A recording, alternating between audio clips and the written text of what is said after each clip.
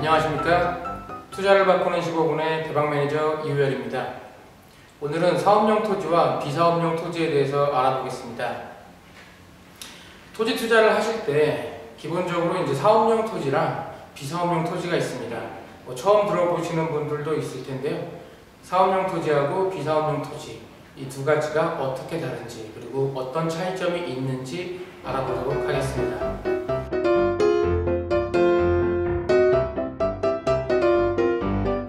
사업용 토지와 비사업용 토지가 있는데요. 사업용 토지와 비사업용 토지를 나누는 기준에 대해서 알아보도록 하겠습니다. 먼저 토지의 종류에는 여러 가지가 있는데, 첫 번째 농지 같은 경우에는 기본적으로 이제 자경이라는 것은 직접 농사를 짓는 그 농지에 대해서는 이제 사업용 토지로 분류를 하게 됩니다. 그리고 이제 대부분 수도권이나 기타 지역에 있으신 분들이 지방에 있는 토지에 투자를 하실 때 사업용 토지로 인정을 받기 어렵기 때문에 직접 농사를 못 짓기 때문이죠. 그래서 대부분은 이제 주말 농장 용도로 이제 농지를 취득하시게 되면은 이런 부분 같은 이제 1000제곱미터, 일반적으로 이제 300평 미만까지는 사업용 토지로 인정을 해줍니다.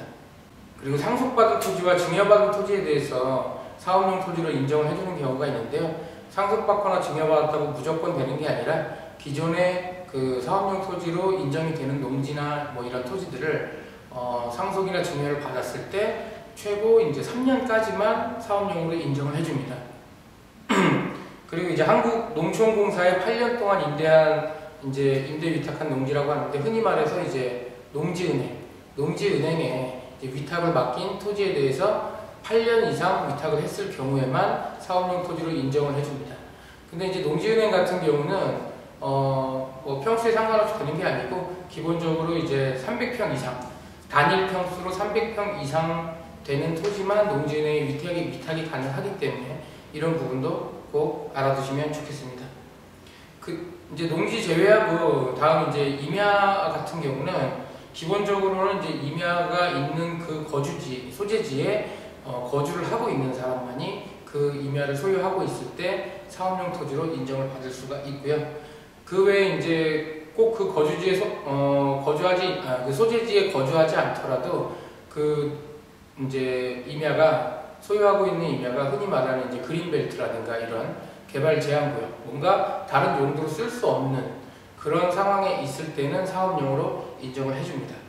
그 외에 이제 산림 경영 계획인가 받은 사업 중이라든가 몇 가지 이제 항목들이 있는데, 그거는 옆에 표에서 그냥 다 이런 게 있구나 하는 것만 확인하시면 되시고요. 그리고 흔히 그 농지라고 하면은 전답 과수원까지만, 이제 논이나 밭, 과수원까지만 이야기를 하는데 목장용지도 포함이 됩니다.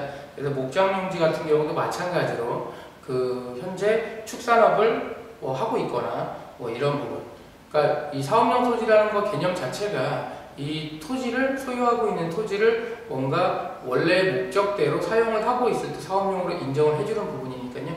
이렇게 생각을 하시면 되시고, 기타 이제 주택 부수 토지라든가 별장에 이제 같이 붙어 있는 그런 부속 토지 같은 경우 일정 그 한도 내에서 사업용으로 인정해 주는 부분이 있습니다.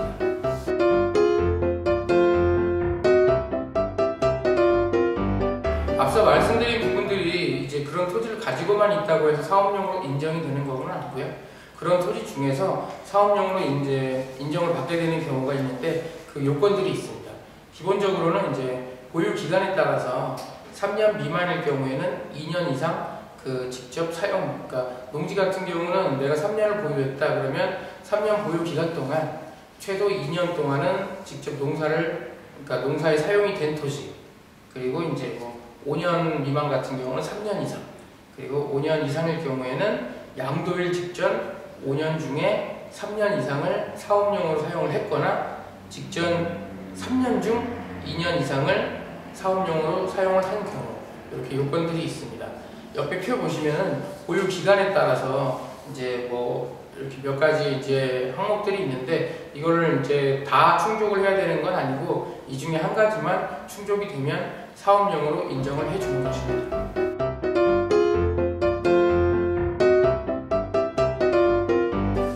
그 외에 일반적으로 농지가 아닌데도 이제 사업 사업용으로 인정받는 경우가 몇 가지 있는데요. 첫째는 이제 비사업용 토지이긴 하지만 사업용으로 인정을 해주는 경우가 있습니다. 직계 존속이나 이제 뭐 어쨌거나 가족 중에서 자경 제촌을 8년 이상 해서 이미 사업용으로 되어 있는 토지, 이런 거를 이제 상속을 받거나 증여를 받았을 때 이때 3년 이내에 처분을 하게 되면 그때 이제 양도세를 낼 때 사업용으로 인정을 받아서 양도세를 조금 낼 수 있는 이런 부분들이 있습니다. 그리고 이제 사업자를 내고 아예 사업용으로 사용을 하는 경우입니다. 뭐 당연히 사업용 토지라는 그 취지에 맞게끔 사용이 되는 건데요. 흔히 이제 뭐 나대지나 잡종지를 가지고 있으면서 아무것도 안 하면 이게 이제 비사업용으로 분류가 되거든요. 이런 경우 이제 나대지나 잡종지 이런 게 비사업용으로 분류가 되면 뭐 세금도 많이 나올 뿐더러 뭐 더불어 거기에 이제 종부세까지 다 좀 많이 나오게 됩니다. 그래서 이제 이런 데다가 보통 이제 주차장이라든가 고물상 등을 이제 별도의 뭐 좀 돈을 들여서 시설물이나 건축물을 하지 않아도 사업을 할 수 있는 것들을 운영하시는 분들이 있는데, 이런 경우에도 그 토지 가격이 만약에 10억이다 그러면 그 주차장이나 고물상으로 인해서 나오는 연 매출이 그 토지 가격의 3%까지는 나와줘야 인정이 됩니다. 그러니까 10억짜리 땅을 주차장으로 활용하는데 1년 동안 주차장 빌려줘서 받는 돈이 2천만 원밖에 안 된다. 이러면은 뭐 2%밖에 안 되니까 이런 경우에는 사업용으로 인정을 안 해준다는 거죠. 왜 이런 조항들이 있냐면 이제 그걸 투자 목적, 이제 안 좋게 얘기하면 투기 목적으로 구입한 땅을 놀린다는 거죠. 그 땅을 용도에 맞게끔 아니면 뭔가 다른 목적으로 가지고 이제 투기나 투자 목적이 아닌 다른 목적을 가지고 현재 활용을 하고 있어야 되는데, 그렇지 않은 경우에는 이제 비사업용으로 봐서 세금을 더 내게끔 하겠다는 게 정부의 취지입니다.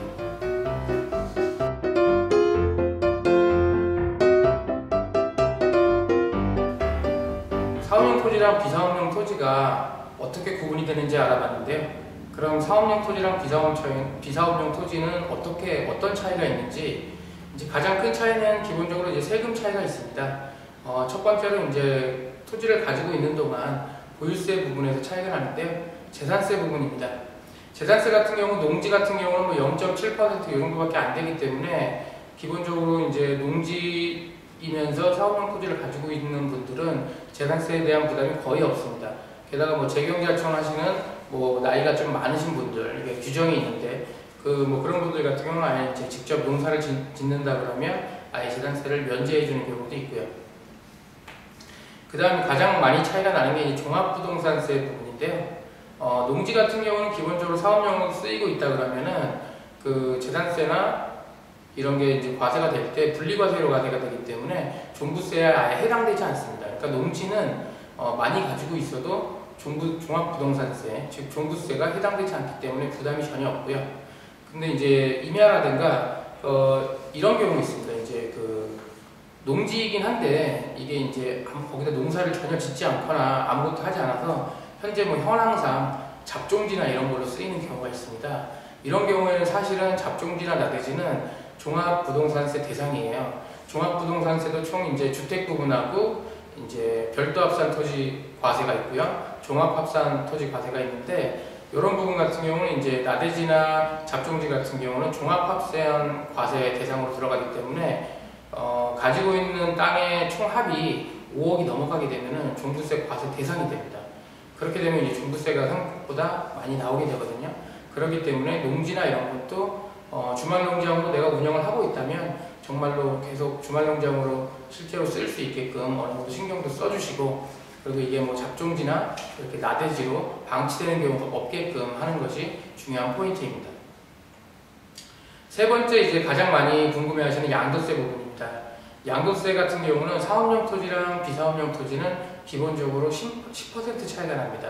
그러니까 이제 뭐 내가 양도 차익을 1억 정도 가져갔다 했을 때는 1억에 대한 양도세를 내되 정확히 얼마 내는지는 이제 세무사를 통해서나 아니면 인터넷 통해서 알아볼 수 있겠지만, 어쨌거나 1억 기준의 양도 차익이 났을 때 사업용 토지와 비사업용 토지는 무조건 1,000만 원 정도 세금 차이가 난다는 것입니다.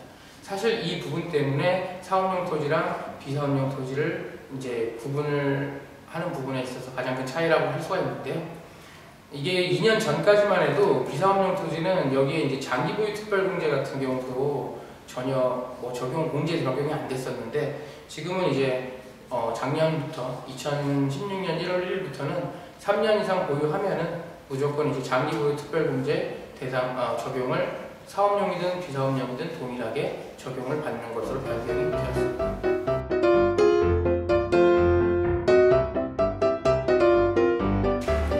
그러면 가장 궁금해하시는 양도소득세 부분이 어떻게 얼마나 차이가 나는지 한번 옆에 표로 보실 수가 있는데, 기본적인 거는 이제 양도 차익이랑 보유 기간에 따라서 다 다르겠지만, 옆에 표를 보시면 1200만 원 이하는 사업용 토지 같은 경우는 6% 양도세를 내게 돼 있는데, 비사업용 토지는 16%, 그리고 올해부터 신설된 그 5억 이상 5억 초과분에 대해서는 현재 이제 올해 2017년 1월 1일부터는 40%라는 좀 많은 세금을 부과하게 되는데, 여기에 대해서 비사업용 토지는 추가 10%까지 더해서 총 50%의 그 양도소득세를 적용받게 됩니다. 근데 이 부분은 이제 내가 10억 벌었다고 해서 만약에 10억 정도 양도 차익 벌었으니까 나는 비사업용 토지로 50%니까 5억의 세금을 내느냐, 꼭 그렇지는 않습니다. 이제 요즘 작년부터 많이 들으셨던 이제 전기 요금하고 비슷한데, 모든 소득세라는 거는 이제 누진 적용이 되기 때문에 5억 이상 분에 대해서만 이제 50% 과세가 됩니다. 하지만 이제 어쨌거나 이 표만 보셔도 소득세 양도소득세 부분에서는 사업용 토지와 그리고 비사업용 토지가 한 10% 정도 세금 차이가 있다는 것을 아실 수 있기 때문에, 기본적으로 사업용 토지로 운용을 할 수 있다 그러면 그쪽으로 좀 신경 써서 사업용 토지가 유지될 수 있게끔 하는 것이 여러 가지로 좋겠습니다.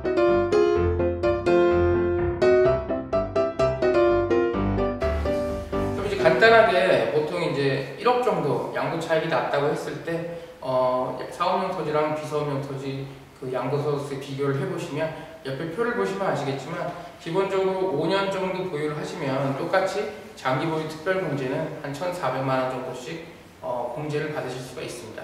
예전에는 여기 비사업용 토지 부분 같은 경우는 장기 보유 특별공제를 전혀 적용을 못, 이제는 똑같이 적용을 받을 수 있다는 점이 중요하고요. 그리고 이제 최종적으로 세금을 내는 양도소득세 부분을 보시게 되면, 이제 비사업용 토지가 2,300만 원 정도 세금을 내는 반면 사업용 토지는 약 1,500만 원 정도만 내시면 되기 때문에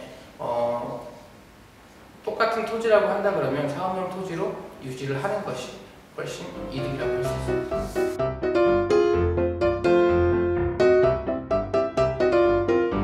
자, 토지 같은 경우에 이제 양도세 얘기를 하면 항상 나오는 얘기가 이제 자경제천 8년이면 양도세 감면이다, 이런 얘기 많이 들어보셨을 겁니다. 이제 그 부분인데, 자경제천이라는 것은 그 동네 살면서 직접 농사를 짓는 경우입니다. 이 경우에도 8년 이상 꼭 지어야 되고요. 8년 동안 농사를 짓는 중에 농사나 아니면 임대소득이라든가 이런 게 아닌 별도 사업소득이나 직장 근로소득이 3,700만 원 이상 발생을 하게 되면 그 해는 제외를 하고 계산을 하게 됩니다. 그러니까 만약 내가 농사를 8년 동안 지었지만 실제로 내가 농사를 지었지만 그 중에 잠깐 1년 정도 회사를 다니면서 1년 동안 연봉을 한 4천만 원 정도 받았다.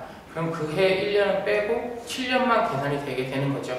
이럴 경우에는 1년을 더 농사를 지으셔서 8년을 채워서 자경제천 8년을 요건을 충족하신 다음에 양도세 감면을 받으시는 게 좋습니다. 그 자경제천이나 직접 농사를 지었다 이런 부분에 대한 증빙서류 같은 경우는 대부분 이제 상식적인 것들입니다. 어떤 그 서류가 있는 것이 아니라 직접 농사지은 사진이라든가 아니면은 농지원부라든가 아니면 그쪽에 비료 구입 내역 아니면 농사를 지어서 그쪽에서 그 채취한 곡물이나 이런 거를 처분한 내역이라든가 이런 부분들을 가지고 판단을 하기 때문에 별도의 서류가 있어서 그걸 꼼꼼히 정리해야 되고 이런 부분은 아니니까 참고를 하시면 되겠습니다. 마지막으로 재경제천 8년을 하더라도 그 양도세 감면을 못 받는 경우가 있습니다. 그런 경우는 그 농지의 그 주소지가 도시지역으로 되어 있는 경우입니다.